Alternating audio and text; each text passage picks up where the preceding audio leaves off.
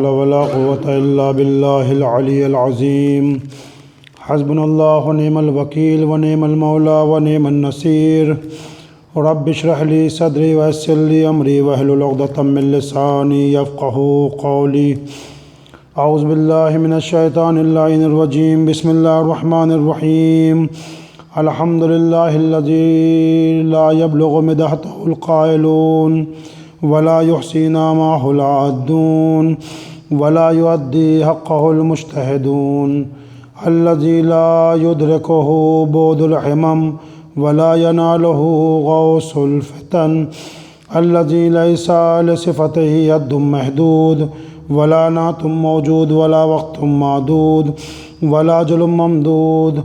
والصلاة والسلام على رسول الثقلين محبوب رب المغربين والمشرقين جد الحسن والحسين أبي القاسم محمد. اللهم صل على محمد وعلى بيته الطيبين الطاهرين المعصومين ولعنة الله على أعدائهم أجمعين من العن قيام يوم الدين. أما بعد فقد قال الله سبحانه تبارك وتعالى في كتابه الكريم وهو أصدق القائلين وقوله الحق. بسم الله الرحمن الرحيم. ألم أعهد إليكم يا بني آدم ألا تعبدوا الشيطان إنه لكم عدو مبين وأن اعبدوني هذا صراط مستقيم. صلوات پڑھیں محمد وآل محمد پر.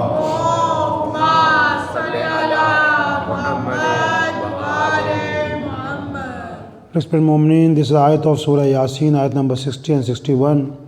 In this two ayat, Allah subhanahu wa ta'ala has said, Alam ahad ilaykum ya bani Adam Allah ta'budu shaitan, O son of Adam, didn't I promise you that shaitan is your open enemy? So don't worship him.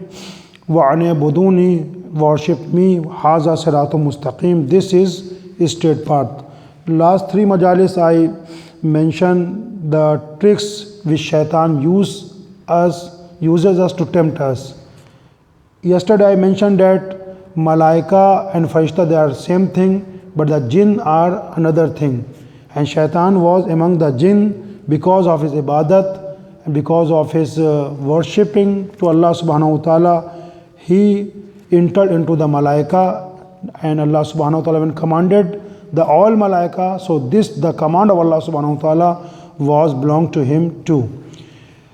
Today I want to continue the same topic, that how shaitan tempt us, how shaitan deceive us. So in Quran, in Surah Yusuf, Surah number 12, we have one ayat. Quran says, وَجَاءُوا عَلَىٰ قَمِيصِهِ بِدَمٍ قَذِبٍ قَالَ بَلْ سَوَّلَتْ لَكُمْ أَنفُسَكُمْ. This is the ayat of Surah Yusuf. In this ayat, Allah has mentioned the story of Janabe Yusuf and his brothers as they wanted to kill him, and they threw him into the well, and after that they slaughtered the sheep, and with that blood of that sheep they made the shirt and they went to their father. That time this ayat Quran says, وَجَاءُوا عَلَىٰ قَمِيصِهِ بِدَمٍ قَذِفٍ قَالَ بَلْ سَوَّلَتْ لَكُمْ أَنفُسَكُمْ. They brought his shirt with false blood. It was not the blood of Hazrat Yusuf alayhi salatu wasalam. And they're crying and lamenting, what happened? And they said, the Yusuf has been killed by the wolf, and this is his shirt. So Quran says, brought his shirt with false blood upon it, and Quran says, قَالَ بَلْ سَوَّلَتْ لَكُمْ أَنفُسَكُمْ. Your soul has made a matter beautiful for you.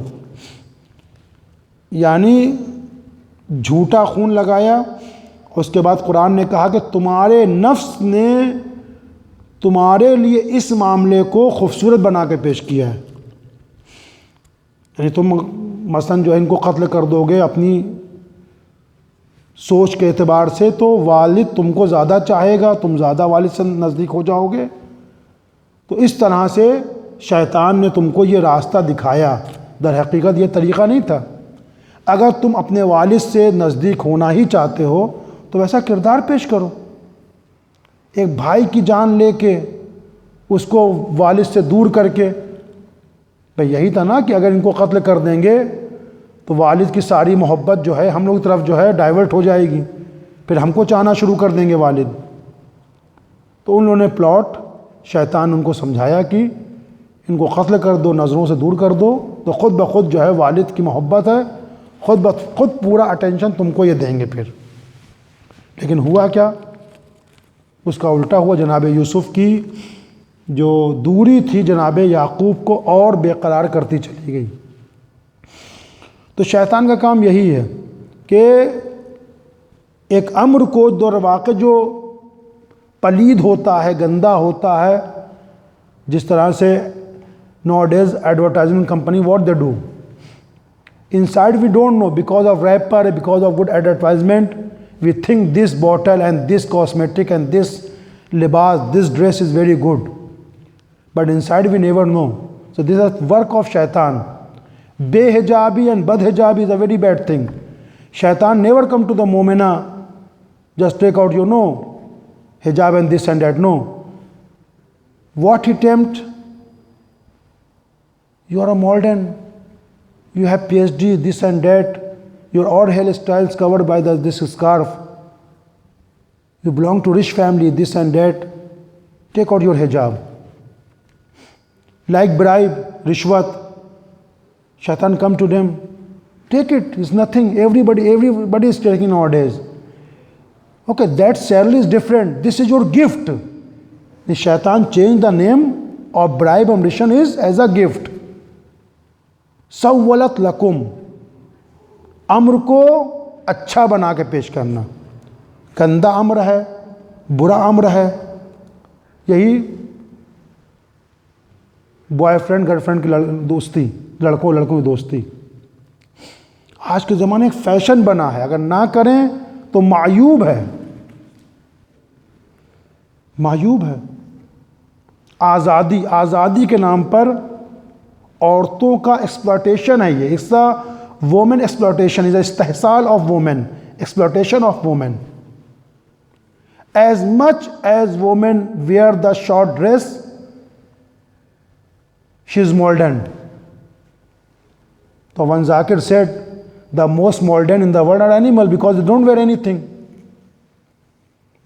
Animal are most modern in the world because they don't wear any thing.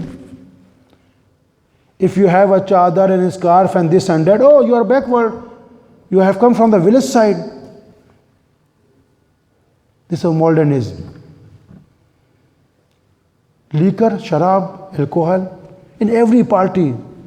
In Muslim parties, nauz billah, you can see having alcohol. If somebody, imam says, if dastarkhan پر اگر ہے تو دسترخوان پر مومن کے زیبا نہیں کہ بیٹھے وہاں پر اس محفل میں، جس محفل میں، جس دسترخوان پر، جس میز پر شراب ہو۔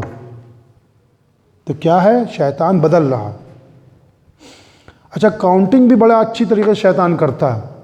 سی there a very good story how شیطان tempt us. A person stole 2 bread and 2 anar, 2 pomegranate from the one shop. He stole 2 bread and 2 anar from one shop, 2 pomegranate. And one person was noticed him. Oh, he is stealing the things. Then after some time, few minutes, he gave 2 breads, 1 bread to one fakir, one beggar, another bread to another beggar, and that anar, that pomegranate, one. So person approached to him, you stole and you didn't eat yourself. What you did? I thought you are stealing this thing because of yourself. You have a family, but you are doing charity. What it is? If you wanted to do charity, why did you steal?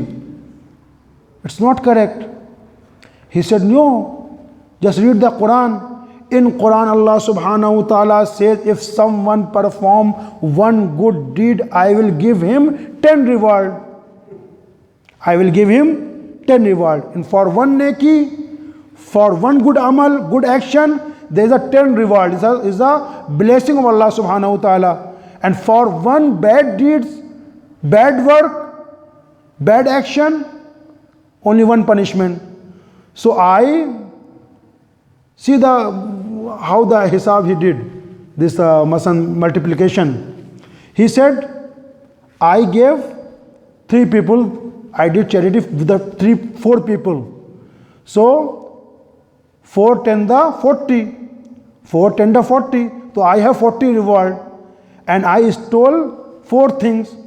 So 40 minus 4, still I have 36. Still I have 36 reward in my balance, in my account, 36. Then a person said, oh, you read the half Quran.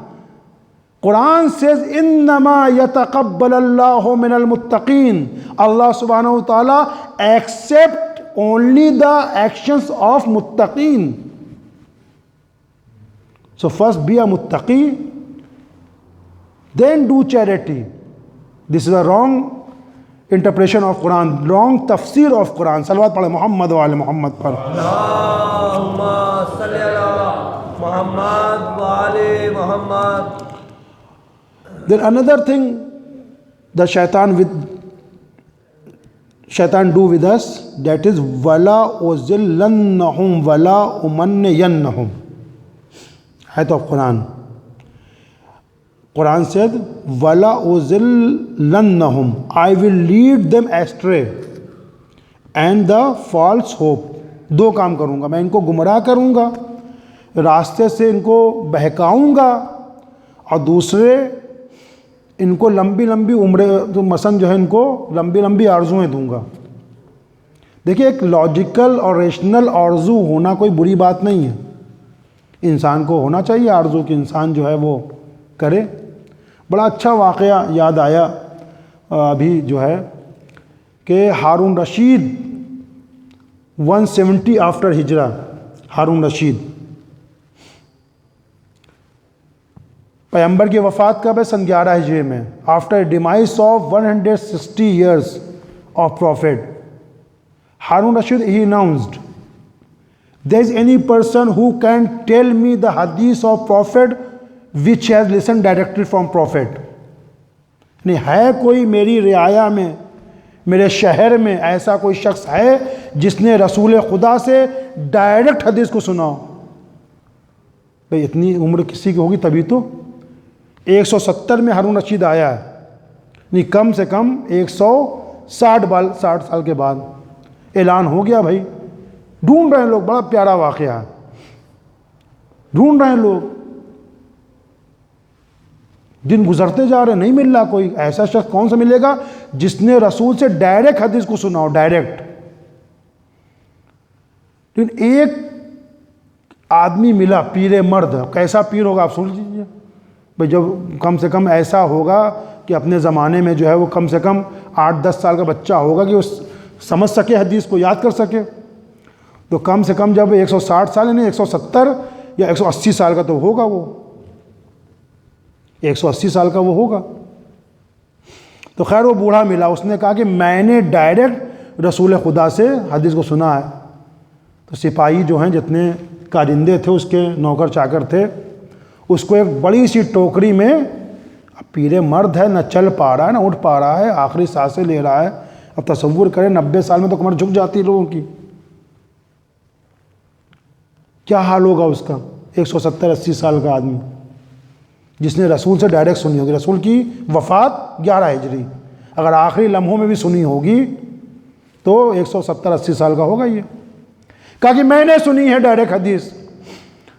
12 उसको जो है basket में रखा गया, लाया गया, हारून के सामने पेश किया गया. हारून रशीद, कहा तुमने सुना है?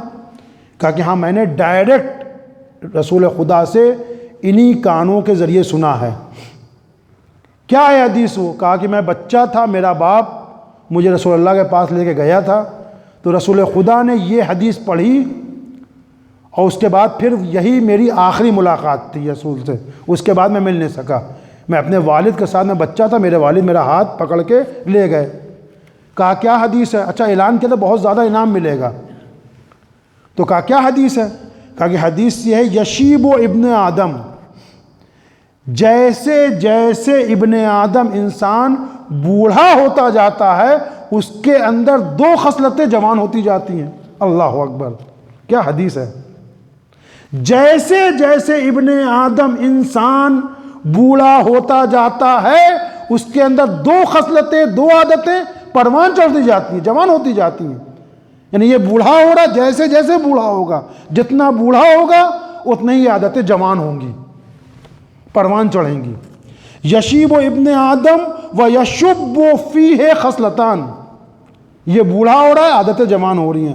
الحرص و طول العمل، ایک حرص اور مل جائے اور مل جائے اور مل جائے اور مل جائے اور مل جائے، اور لمبی لمبی آرزویں۔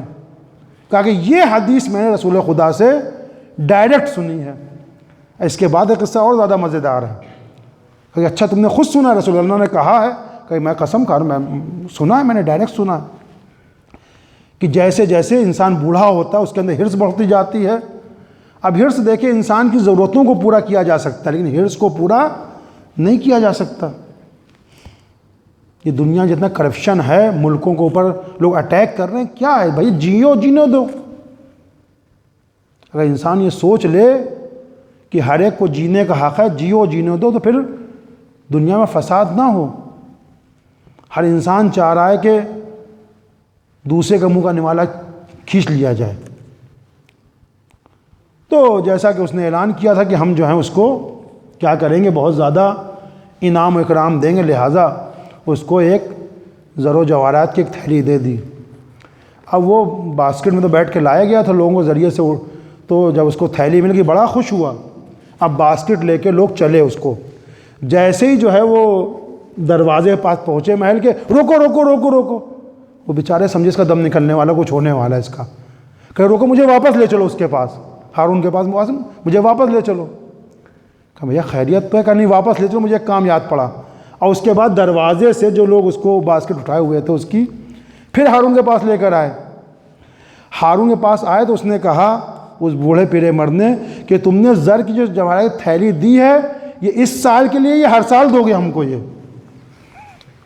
یہ صرف اس سال کے لیے ہے، یہ ہر سال دو گے؟ تب ہارون نے کہا صدق رسول اللہ، رسول اللہ نے سچ فرمایا ہے۔ صلوات پڑھے محمد والے محمد پر۔ اللہم صلی علی محمد والے محمد۔ رسول خدا نے سچ فرمایا۔ اس کو ابھی کل کی پتہ نہیں، ابھی باہر نہیں نکلا، اور کہہ رہا اگلے سال بھی ملے گی یا ہر سال ملے گی ہمیں،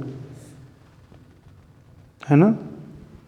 تو یہ ہے شیطان کی مثلا، وہ انسان پلاننگ کرے، خود نہج البلاغہ کے اندر ہے کہ انسان پلاننگ کرے، قناعت کرے، لیکن افراط تفریط نہ کرے۔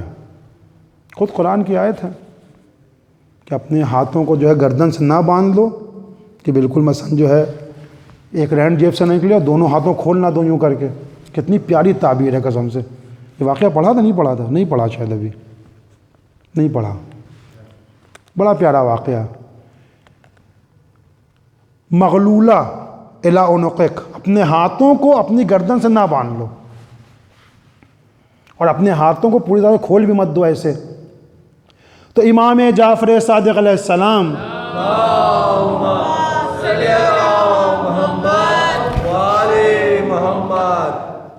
کہا کہ اس آیت کا مطلب کیا ہے؟ صحرا میں گئے، انہوں نے ایک مٹھی خاک کو اٹھایا اور ایک دم ٹائٹ پکڑ لیا، ایک ریزہ بھی ان میں سے گرا نہیں نیچے۔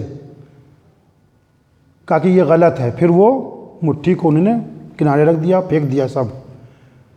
پھر دوسری مٹھی خاک اٹھائی، ریت اٹھائی، پھر اس کو خود پکڑا اور پورا کھول دیا، پھر ساری خاک نیچے گر گئی۔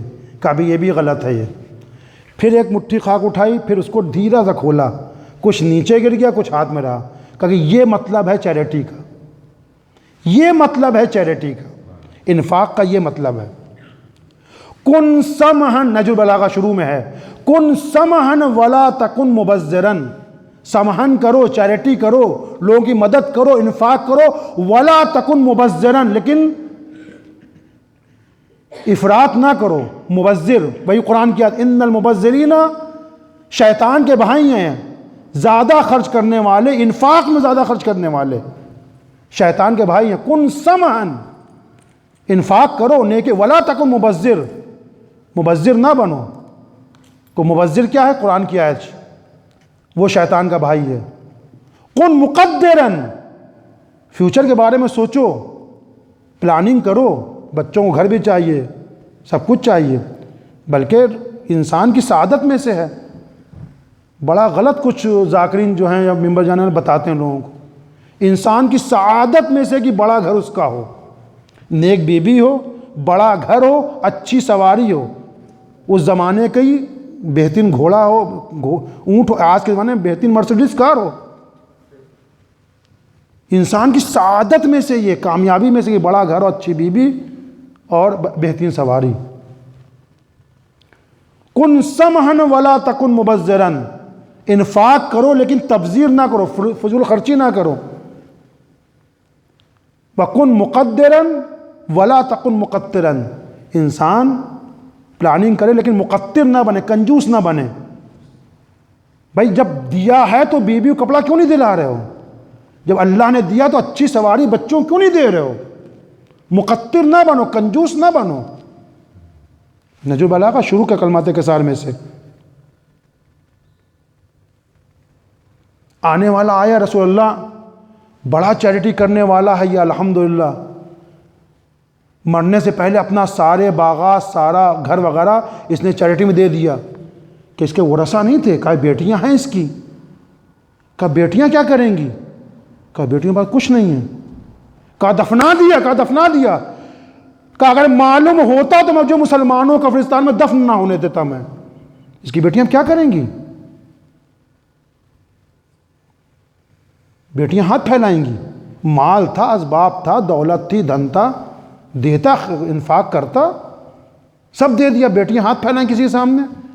اگر معلوم ہوتا مجھے پہلے سے تو مسلمانوں قبرستان میں دفن نہ ہونے دیتا. انفاق کا یہ مطلب نہیں کہ سب دے دو، لٹا دو، اس کے بعد تمہارے لیے چندے کا ڈبہ پھر تمہارے لیے رکھا جائے کہ بھیا انہیں سب دے دیا، اب ان کے لیے چندہ کرو. صلوات پڑھیں محمد والے محمد پر. اللہم صلی علی محمد وآل محمد. اس سے بہتر صلوات پڑھیں محمد والے محمد پر. اللہم صلی علی محمد وآل محمد. بس عزیزوں، یہ مجالس ظاہر سی بات ہے کہ بہت طول نہیں ہوتا مجلسوں میں. فاضل دربندی کی کتاب ہے اسراج الشہادہ، اس میں آپ نے اس واقعے کو لکھا. تمام لوگ کربلا جا رہے ہیں اور بین الحرمین آج عجب منظر ہے وہاں پر. جو بھی جاتا ہے زیارت کے لیے بہرحال خوش نصیب ہے وہ. اسراج الشہادہ میں فاضل دربندی اس واقعے کو لکھا کہ ایک زائر تھا جو ہر دن مولا حسین کی زیارت کو جاتا تھا، ہر دن. اور اس کے بعد اور مولا عباس کی زیارت کو ہفتے میں ایک بار، 10 دن میں ایک بار. تو ایک مرتبہ خواب میں حضرت فاطمہ زہرا سلام اللہ علیہا آئی ہیں اس کے.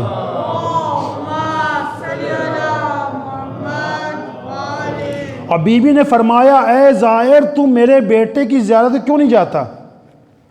کہا بی بی جاتا تو ہوں زیارت کرنے کے لیے، روز جاتا ہوں. اور بی بی نے اسے چہرے کو پھیر لیا. کہا تو میرے بیٹے کی زیارت نہیں کرتا؟ کہا بی بی روز جاتا ہوں زیارت کرنے. کہا کہ میرا بیٹا میرا عباس، تو عباس کی زیارت کو نہیں جاتا، تو ہفتے میں ایک بار، 10 دن میں ایک بار، جبکہ حسین کی زیارت کو ہر دن جاتا ہے. تو لہٰذا جناب عباس کا مرتبہ ان کو کیا عالی مقام ہے. جیسے پہلے عرض کیا محرم کی مجالس میں کہ شہداء کا الگ مرتبہ ہے، لیکن تمام شہداء جن کے اوپر غبطہ کریں گے، امام سجاد سے روایت ہے، رشک کریں گے، وہ ذات جناب عباس کی ذات ہے. کہ شہید کا اپنا مقام ہے، اس کا ایک قطرہ، جو پہلا قطرہ خون کا گرتا ہے زمین پر، تمام گناہ اس کے معاف کر دیے جاتے ہیں. جنت میں اس کا کیا اسٹیٹس ہے پہلے سے اس کو دکھا دیا جاتا ہے. جیسے امام نے دکھایا شب عاشور کہ دیکھو یہ تمہارا مقام ہے، تمہارا مقام ہے، تمہارا مقام ہے. اور اس کی خطائیں اور غلطیاں اس کو دکھائی نہیں جائیں گی تاکہ اس کو شرمندہ. بھائی جو شہید ہونے والا ہے وہ بھی تو کوئی معصوم تو نہیں ہے، غلطیاں کی تو اس کو غلطیاں روزے محشر اس کو دکھائی نہیں جائیں گے اس کو، تاکہ اس کو شرمندگی نہ ہو۔ یہ ہے شہید کا مرتبہ۔ اور جناب عباس کی ذات وہ ذات ہے کہ تمام شہداء ان کو غبطہ کریں گے، رشک کریں گے، کیا نہیں ملتا ان کے در سے۔ آپ دیکھیں کہ ایک واقعہ آج میں پڑھ رہا تھا کہ خرم شہر ایران کا شہر ہے، گیا ہوں وہاں پر 2 مرتبہ جانا ہوا میرا، ایک دم عراق کے بارڈر سے لگا ہوا یہ شہر ہے، خوزستان میں، وہاں کا یہ واقعہ ہے۔ اور اس واقعے کو صاحب جواہر جو مشہور کتاب فقہ کی ہے ان کے پوتے سے نقل کیا گیا یہ واقعہ، کہ خرم شہر خوزستان کے اندر ایک شخص تھا، مخیلف اس کا نام بتایا گیا، اس کا جو خاندان تھا وہ براجعہ کوئی خاندان تھا، وہاں سے اس کا تعلق تھا۔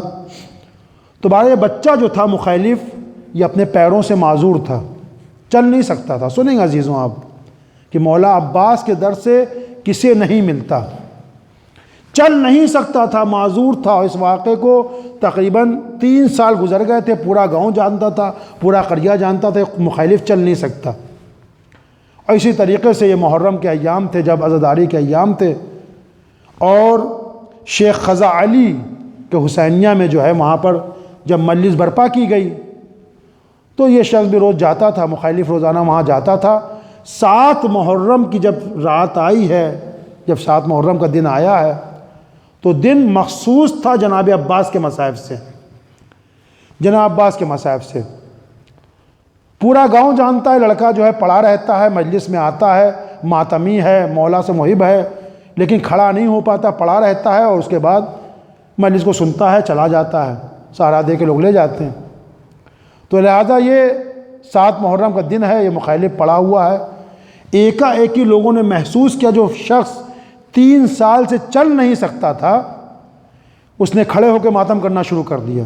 اب ایک مجلس کے اندر غوغا برپا ہو گیا، یہاں تک کہ لوگوں نے اس کو نوچنا شروع کر دیا، اس کے کپڑے کو پھاڑنا شروع کر دیا کہ تبرک کے طور پہ اس کا کپڑا لے کے جائیں۔ جو شخص کھڑا نہیں ہو سکتا تھا 3 سالوں سے، وہ کھڑے ہو کے ماتم کر رہا ہے، تو کسی طریقے سے اس کو بچایا گیا۔ پھر اس سے پوچھا گیا واقعہ کیا ہے، کیا ہوا، تم اچانک کھڑے کیسے ہو گئے، کیسے ماتم کرنے لگے؟ کہا کہ ہمیشہ اس طرح سے میں آیا تھا، اور یہاں پر ممبر کے پاس جو ہے میں پڑا ہوا تھا ٹیک لگائے ہوئے، اسی آلہ مجھے نیند آ گئی، اللہ اکبر، اسی آلہ مجھے نیند آ گئی تو میں نے دیکھا ایک لہیم و شہیم جوان گھوڑے پہ سوار ہو کے آیا، اس نے مجھ سے کہا اٹھو، ماتم کیوں نہیں کر رہے ہو؟ کہا کہ میں کھڑا نہیں ہو سکتا، میں کیسے ماتم کروں؟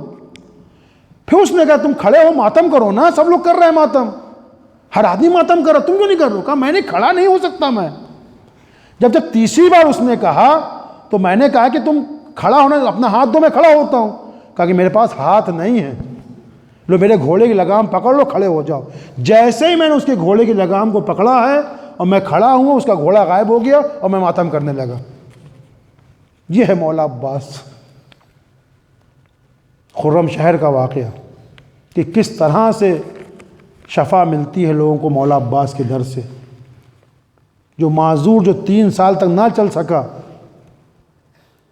آپ کے در سے آپ کو شفا ملی۔ بس عزیزوں، ایک روایت اور سماعت فرما لیں، چہلم کے ایام آنے والے ہیں، اور یہ ایام وہ ہیں کہ بس قید خانہ شام میں بیویاں ہیں، ہر طرح کی صعوبتیں، مصیبتیں آپ لوگوں کو برداشت کرنا پڑ رہی ہیں۔ تو ایک ذاکر نے جو ہے خواب میں اسی طرح سے دیکھا کہ امام زمانہ آئے ہوئے ہیں، اور تو اس نے سوال کیا امام زمانہ سے کہ جو ذات ناحیہ کا جملہ ہے لعنت بن صباحا و مساحا لاب کے ین علیہ بدلت دموع دما، کہ صبح و شام میں گریہ کرتا ہوں اور آپ کے اوپر آنسوؤں کے بدلے میں خون بہاتا ہوں۔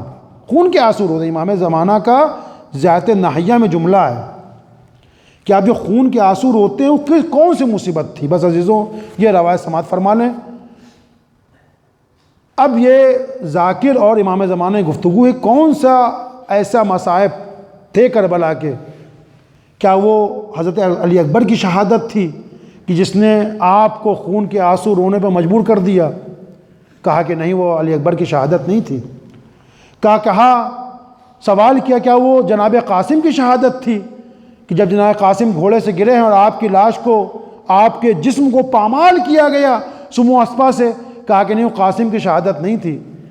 کہا وہ مولا عباس کی شہادت تھی کہ جب ان کا دایاں بازو کٹا، بایاں بازو کٹا، اس کے بعد آپ کی شہادت واقع ہوئی ہے، کیا وہ جناب عباس کی شہادت تھی جو آپ کو خون کے آنسو بہانے پر مجبور کرتی ہے؟ کہا کہ نہیں، وہ جناب عباس کی شہادت بھی نہیں تھی۔ کہا وہ علی اصغر کی شہادت تھی؟ کہا کہ نہیں۔ پھر اس نے سوال کیا ذاکر نے، کیا اس کا مطلب پھر وہ خود مولا حسین کی شہادت رہی ہوگی جو آپ کو خون کے آنسو رونے پر مجبور کرتی ہے؟ کہا کہ نہیں۔ امام نے فرمایا نہیں، اگر حسین بھی ہوتے تو اس منظر کو دیکھ کے خون کے آنسو روتے۔ کہا کہ وہ کون سا منظر تھا، وہ کون سے ایسے مصائب تھے جس نے آپ کو خون کے آنسو رونے پر مجبور کر دیا؟ تو امام نے فرمایا وہ زینب کی اسیری تھی، زینب کی اسیری تھی، کوفہ و شام کا مجمع تھا۔ ارے کسی کے گھر میں اگر ایک شہادت ہو جاتی ہے، ایک واقعہ پیش آ جاتا ہے تو اس کا لباس، اس کا جوتا، اس سے متعلق ہر چیز کو چھپایا جاتا ہے کہ کہیں نظر نہ پڑ جائے۔ ہائے میری جدہ جناب زینب کی یہ بے کسی تھی، یہ اسیری تھی۔ یہ کربلا کے بعد کوفہ و شام میں نوک نیزہ کے اوپر جناب علی اکبر کا سر ہے، جناب قاسم کا سر ہے، عباس کا سر ہے، اون و محمد کا سر ہے، اور جناب زینب کو بے کجاوا اونٹوں کے اوپر جگہ جگہ پھرایا جا رہا ہے۔ یہ جناب زینب کی اسیری ہے جو مجھے خون کے آنسو رونے کے اوپر جو ہے گریہ کرنے پر مجبور کرتی ہے۔ وَسَيَعْلَمُ الَّذِينَ ظَلَمُوا